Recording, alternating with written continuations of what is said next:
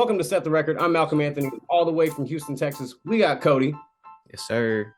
Subscribe to the show wherever you are watching, of course, on YouTube or listening, Spotify or Apple Podcasts. Give us 5 stars. You know, we out here. Follow us on Instagram and Twitter at Set the Record Pod. Like the Facebook page, Set the Record Podcast. We got a huge, great, packed show for you today. Yes, sir. It's been a lot going on in the association recently. No doubt, man.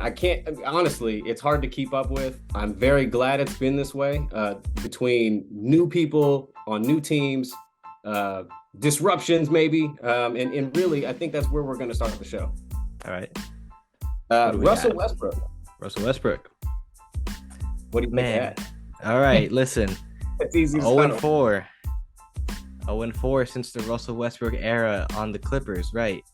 But this isn't just a Russell Westbrook problem. Now, Russell Westbrook can be highlighted, right? Most recently the Warriors game where Draymond left him completely open, took him out of that game.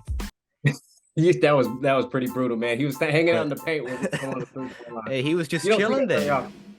No, he didn't. There was no worry to guard him. Right. But then again, this is also just a Clippers problem too, because the Clippers, for a team that has the personnel that they have, they don't defend. No, it's kind of, I agree. They have the two-way in PG. They have that in Kawhi. And really, their supporting cast, Zubac's pretty good defender as well. They've got guys all over the court capable, but no one willing anymore. Honestly, I feel like it sounds crazy. It's like it's a Russell Westbrook effect, man. It's like when he's there. No, you can't blame all of it. He had these problems before he got there. But honestly, it's the turnovers when they happen, when he causes them. They're super inopportune. And honestly, 0-14 in his last 14 starts. That's not good. And obviously, that dates back to when he was a Laker as well. And in those losses, they're losing by an average of 8.7 points per game. And they have the Kings tonight. A rematch. Kawhi out. Yeah, Kawhi out. Norman Powell out. Marcus Morris out. Clippers might have their hands full tonight against the Kings. Like I said, went to double overtime with them just a couple of days ago. Hopefully we get more defense this time. Yeah, I don't know, man. I'll take another 176 to 170. I mean, that'll be cool too, right? What I'm looking forward to in this game, though, is I want to see more opportunity from Terrence Mann. Because before the Russell Westbrook trade happened, the game before, he was killing, and the Clippers were looking good. Good point. And then Russell Westbrook comes in, takes the starting spot. Terrence Mann, his minutes drop, his production drops. He had 15 minutes played in that double overtime game. Yeah, and overtime, 15 minutes. Yeah, and honestly, his presence on the floor, because he's a super big hustler, he makes the right plays. He plays good defense. I think really it's hard to stagger those two. Yeah, you can't play them together on the floor. That's and really they're trying to get Russell integrated with what they're doing, and that's what's really hard right now. But you know what? They're not just trying to get Russell integrated. They're trying to get Bones integrated. They're trying to get Gordon integrated. They're trying to get Plumlee integrated. This is a team that just reshaped their roster in one day on that trade deadline. They were the super active team. They sent out some pieces, brought some new people in. They're still trying to figure it out. They have these lineups, combinations, and they have 19 games or something to do it. Yep. Yeah, and honestly, I thought they looked better with Reggie Jackson. I thought they were doing just fine. Maybe a few years ago, Reggie was a question, right? But this year he's been good. He's been filling in the role that they needed. He's been the better point guard. Russell Westbrook has come in and, it's not just a Russ thing, like I said, but it's 0-4. No, it's not just a Russ thing. It's easy to point the finger at Russ and, everybody's doing it. But really, it's the whole Clippers, the new additions, just not gelling right now. 0-4 since the trades, but you can't chalk it up to just one guy. But 0-14 in his last 14 starts isn't good either, and it's a correlation of all of it, unfortunately. And teams that have really not looked great since trades, we've spoke about in the past, I think got a first win this week. What do you think? Yep. We're talking about the Dallas Mavericks. Yes, sir. Officially, I think, 2-4 now with the Kyrie and Luka duo? Yeah, yeah, yeah. And Both on the floor, yeah, doing really well. both at This 40 last plus. Yeah, I can't believe it, man. And honestly, it looked good this time. It looked good. And still unsure, but they Right. could score this time. They were putting the ball in the basket. And, they did this over a team that I talked about last episode, where I said every game matters for them. The Yep. Philadelphia 76ers. I said they got the tough schedule coming up. They got these teams that you could potentially see in the playoffs, or I doubt Dallas gets there for like the finals or something like that, right? And, in a game where they just went against a team that's purely built for offense, they got outscored. Yeah. Oh, yeah. No doubt. And Philly, man. Philly got the, you said they got Philly the, also has offense too. yeah, second toughest remaining schedule, 20 games to go. They see the Bucks twice, Cavs, Celtics, Nets. They got a slew of squads left to see. So yeah, no, it's definitely tough sledding from here on out for the 76ers. But I think luckily for them, they're in the East. They're going to make the playoffs, and seeding for them. You just don't want to fall out of that top. You want to stay in the top four. You want home court advantage for as long as you can get it. You just stay in that top That's for four. sure. Okay. But the Mavs though, both Kyrie 40, Luka 42. I thought they both looked really special in this game. I thought honestly, James Harden was really good in that game. James, I thought he was really special. What he had 27 and 13. Just not enough, right? It just wasn't enough, to overpower the Dallas offense. That's what it was It's just crazy to me because you have three guys on Philly with almost 30 points, Maxey got 20 on that game. Yep. And, Maxey, I'm happy to see him starting to get it together again, because ever since he came back from the injury, he was struggling to be the him that he was, and maybe part of it was also coming off the bench. Oh, yeah, no doubt. That's adjustment, man. That's a huge. I could imagine for a player who was really just finding himself, there for a minute, starting and then having to dial that back. I definitely could imagine that being tough sledding. Teams this season who kind of shocked us with their slow start. The Golden State Warriors. Oh, yeah. Could you imagine a team like that? I think we've spoke about them possibly being a lower seed and fight. You won't want to right be now. They're the seed. 5 seed.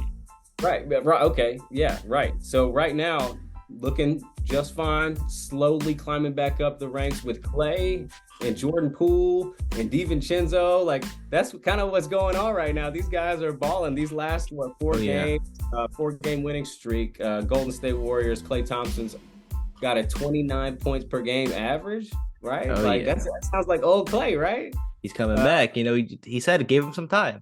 That's all he said. So, man, good Lord. Shooter shoots, and you kind of need your feet to do it. And the injuries on his lower legs kind of caused a shooting problem, I would think. So it's a huge adjustment for a guy like that. And it looks like, man, seriously, he found his stroke. And he needed it against, I think he found it against you guys. The 42 he put on the Rockets. It's always us. It's always us. You sent the graphic the other day, man. I couldn't believe it. I was I'll put it up on the screen for everyone watching, the video podcast. It's ridiculous. Doubt. Absolutely real. Everybody puts up their career high this season against the Houston Rockets, and honestly, it might happen again tonight. So we'll see. We'll see how that plays out. We'll see for sure. But yeah, I thought it was pretty good to see the Warriors come back, and with Curry looking like he's going to be coming back. I think within the week or so. They're saying something like that. Yeah, might be back on the within floor. the next week. He will be back. Yeah. So right now they're playing against the Pelicans, who are the 10 seed, and 2 games separate them. That what's incredible about the West. The West, yeah, it's really insane. We've got 4 games separating 6 through 13 and 5.5 games separating 4 through 13. If that is not crazy. They call it the Wild West for a reason. This is going to be really fun to see how it shakes out. And we mentioned there's about 19, 20 games for some of these teams. So really getting wild towards the end. So no, it's good. It's been really fun. But fun, man. Okay, KD with the Suns. Oh yeah, Dude, how is this happening? Two in a row, man.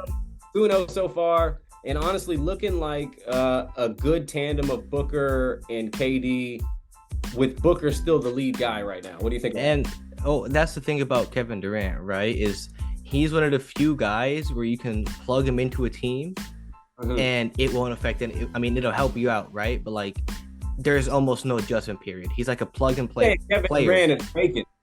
Huh? You could just throw him in a dish, Yeah. like the macaroni and cheese, a hamburger. Oh yeah. He's just bacon. You could throw him in, and he's gonna make anything better. Yeah, it's just gonna make right. He came in right that first game. How many points did he have? I have him right here. He had 23 points the first game, and Booker had 37. Right. You know, Booker was still the guy, and Kevin Durant was just getting his buckets. That's what he does. Kevin Durant just likes to hoop.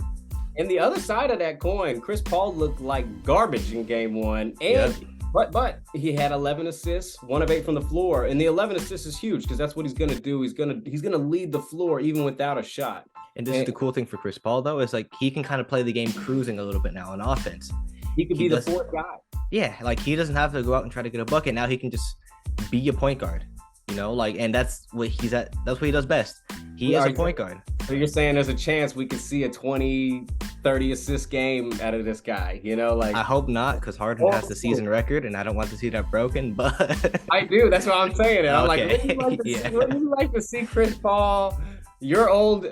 Mm-hmm. Hey, and then the other guy, DeAndre Ayton, 16 and 16, 7 for 10 from the field.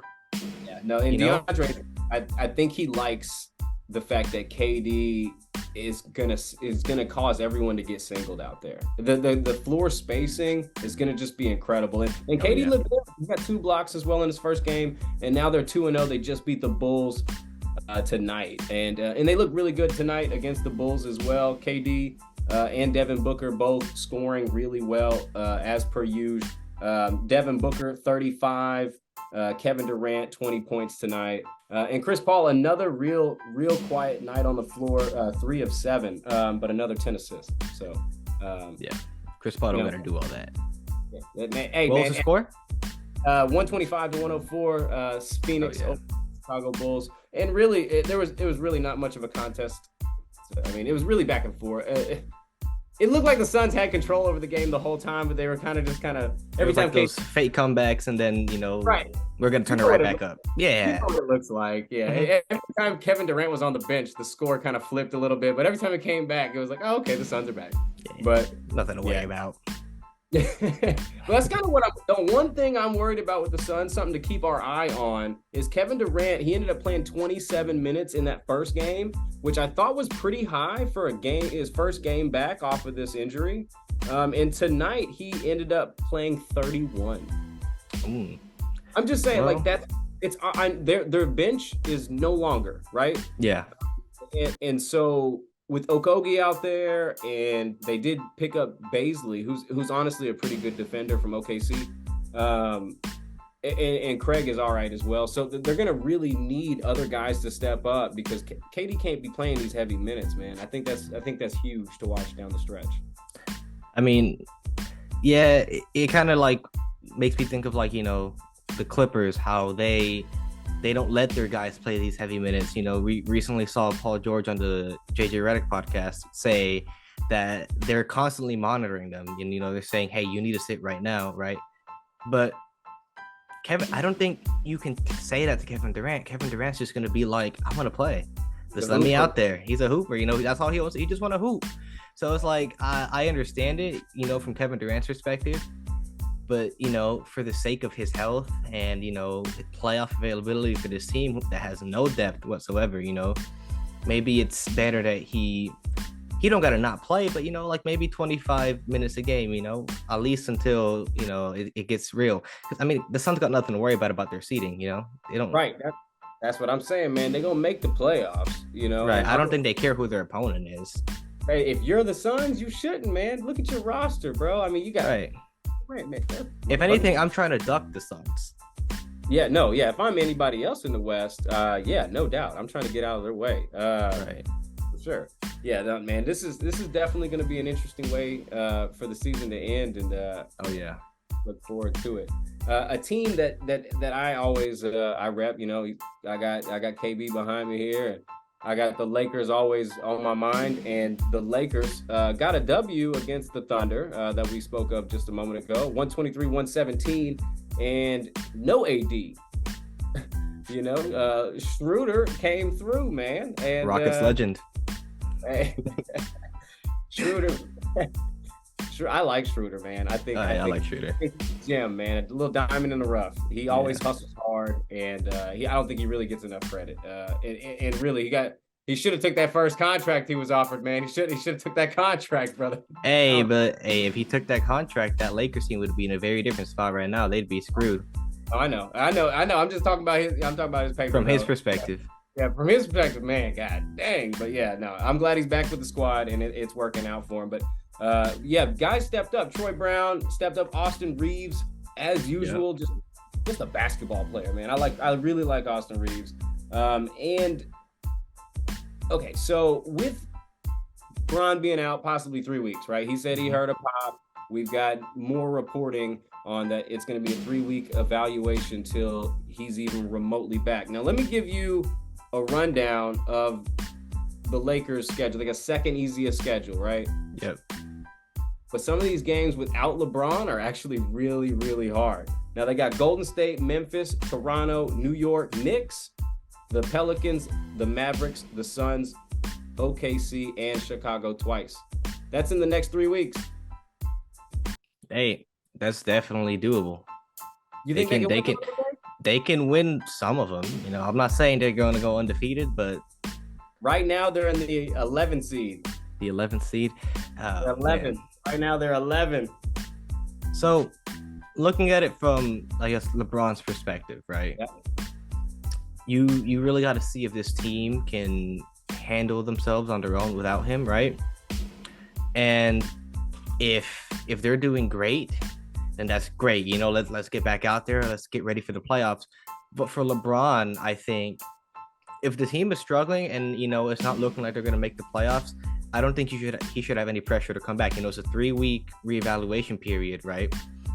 I feel like LeBron would try to, if the team is struggling, he's going to try to come back early and try to get us out of this hole, right? But I don't think he should do that. I think listen, we did our trades. We got our new roster. We've shown that this team can look good. All right. If it's 3 weeks in and it's not looking like we should make the playoffs, don't risk hurting yourself. Don't risk hurting yourself again. Just at that point, just go into the off season. You have a new roster for next season and just start competing then. If he's good to go and they're winning, then by all means make the playoffs. Be a scary team. For a team like the Nuggets, or I guess the Kings who are up there now. Even Memphis, yeah, Memphis, doubt. Oh yeah, man. If Bron just shows up in the playoff Bron, you saw what happened in the bubble. Playoff Bron. 3 months rest, Bron comes back and they won a championship. It's that simple, man. You give the guy some time off, he's gonna win some games. But yeah, no, that's a good take on the Lakers. I agree. And they got the T-Wolves tonight, so we'll see how that plays out. T-Wolves tonight, no Cat. There's a chance right there, right? One more game to catch up on it. Man, Karl-Anthony Towns been out for a while. Yeah, man. Cat, you know what he's doing? He gonna sit out the rest of the year because he's ready to get gone, man. He gonna stay Twitch streaming. That's crazy because Karl-Anthony Towns used to be an Iron Man. He used to never miss a game. Yeah, but you know what? He's seeing other guys flourish in other towns. He's unhappy in Minnesota, I think, man. I think the dude is out. I think he's gone. You think he's out when? When do you think he's out? Next season? I think over the summer? I think trade deadline. Up to the season, he'll be gone. He'll request out when the season ends. So you think Karl-Anthony Towns is going to be the next big deadline name being moved next year? Oh, yeah, big time. Yeah, big time. Wherever he goes, yeah, it's going to be a big drop, man. I'd love Miami to get him. Honestly, I think that'd be a huge pickup for someone like that. I don't like Miami. Huh? And, where would they fit him with Bam? You think Bam goes to the 4 or Cat goes to the 4? Why don't you keep both on the floor, man? You don't need a 5. I don't think they need a 5 like that. There's not many 5s in the game other than you run into Joel. I mean, really, there's not that many Joker, I mean, Giannis ain't even a 5, but he played at, like you got Brook Lopez who's playing he's shooting threes at the key. Like he's not, Yeah. you know what I mean? Like a lot of these bigs anymore ain't playing like that. There ain't no The good Jackson. thing is with Miami is they have enough defenders to where, he can kind of hide Cat, in his struggles defensively. Like Bam is the depoy candidate, Jimmy can go out there guard 1 through 4. They got tough guys. I don't know if Jimmy was going to play a Cat again, though. I know. Oh, you know what? You know what? You're right. That completely slipped my mind. I didn't know. It's not happening. Yeah, right. I was just like, wait a minute. Yeah, but no, I like the fit. I like what Pat Riley can do with guys like that. So that's the reason I bring it up. He looked good in Boston. I mean, he looked good. I mean, really if you make some trades, I mean, you never know what can happen. I'm just saying. So yeah. But yeah, I think Cat's gone. I think Cat will be out of there. Speaking of guys who are out of there, man, we got Aaron Rodgers. I think this dude is leaving. What do you think? I think Green Bay says they're done with him. Well, that's what the reports have been saying. We have heard reports from Green Bay saying, you know what, we're done. We've had reports from his teammates saying, like, I don't think he's gonna come back. I think he's going here. Yeah, they say bye. As they get at it. Yeah, they don't need him no more. Yeah, I hear that. Yeah, you know what? It's about time. He's Brett Favre him. Yep. Hey, so Green Bay said, "Hey, we'll make the choice for you. Go somewhere else." Hey, that's right. And plus, he can do it the Tom Brady way, and maybe win a championship somewhere else. We'll see how that plays out. Somebody who's also trying to win a championship somewhere else, moving up from light heavyweight, moving up to the heavyweight division. Boys. John Bones Jones, the greatest of all time, in my opinion. This man is 35 years old. I've been watching him since 2008, which is like, what, 15 years now? Something like that. It's really insane, but 14 and a half years. I think August of 08 was his debut. 22-0, 1 no contest, right? He's got that 1 technical loss, but I don't count it. And this guy hasn't. Yeah, it was 12-6 elbows, man. Come on.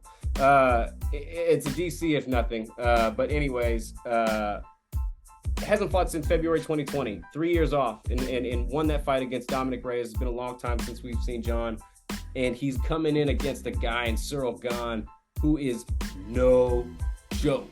I mean, for real. He's legit. Hands of steel. He's got 8-1 in the UFC. He's got 3 knockouts and over pretty big opponents. I think he's got one over Derek Lewis, and he's got one over Shui Tuivasa. Which is really 2 guys who got heavy hands and hard chins. His 1 loss is to the former heavyweight champion Francis Ngannou, and that took him unanimous decision to lose. If you're taking the ex-champ 5 rounds, man, it says a lot about you.